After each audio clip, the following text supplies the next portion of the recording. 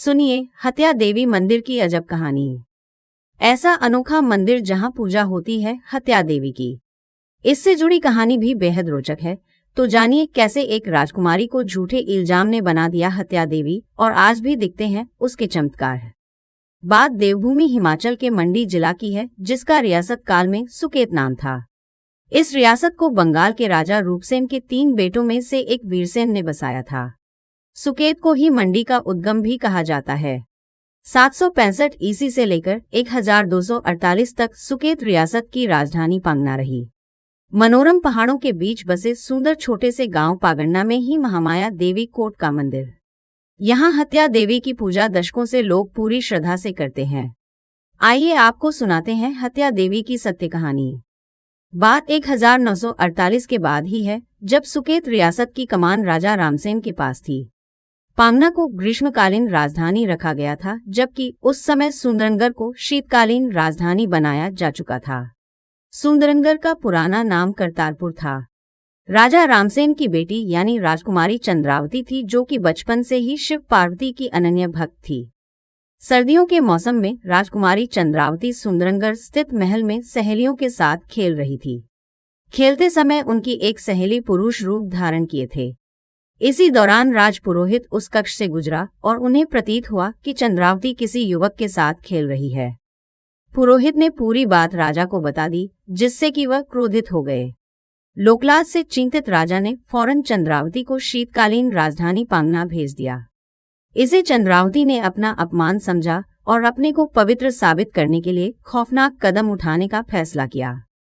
यहाँ देवी चंद्रावती ने अपनी पवित्रता को साबित करने के लिए रति नाम विषैला बीज, जो कि लाल और काले रंग का होता है, उसे एक शिला में पिसकर सेवन करके आत्महत्या कर ली। ये शिला आज भी पांगना में मौजूद है। प्राण त्यागने के बाद देवी चंद्रावती अपने पिता राजा रामसेन के स्वप्न में आई और उन्हें पूरा वृतांत सुनाया। देवी ने कहा कि मेरे मृत शरीर को महामाया देवी कोट मंदिर पांगना के परिसर में दबाया जाए। 6 माह बाद दोबारा से मेरे शरीर को जमीन से निकालना। अगर मैं पवित्र हूँ तो ये उस समय भी अभी की तरह पूरी तरह से यथावत रहेगा, और नहीं तो पूरी तरह से गल सड़ जाएगा। राजा ने सुबह फौरन राजपुरोहित सहित रियासत के ज्योतिषियों को बुलाया और स्वप्न के बारे में पूरी बात कही। उनके परामर्श पर राजा पांगना के लिए रवाना हुए। यहाँ पहुंचने पर उन्हें पता चला कि चंद्रावती ने आत्महत्या कर ली है। इसके बाद राजा ने चंद्रावती के कहे अनुसार उनके शरीर को महामाया मंदिर के परिसर में ही दबा दिया। 6 माह के पश्चात जब खोदकर पुनः शरीर को जमीन से निकाला गया तो पूरी तरह से सुरक्षित था। इससे यह सिद्ध हो गया कि चंद्रावती पवित्र थी और पुरोहित द्वारा कही गई बात सत्य नहीं थी। इसके बाद राजा को अपनी गलती का एहसास हुआ। चंद्रावती की इच्छा थी कि उसका शव वहां जलाया जाए जहां इससे पहले किसी का अंतिम संस्कार नहीं हुआ हो। उनके शव का पांगना के समीप चंदपुर नामक स्थान पर अंतिम संस्कार किया गया। इसके पश्चात ही इस जगह का नाम चंदला पड़ा।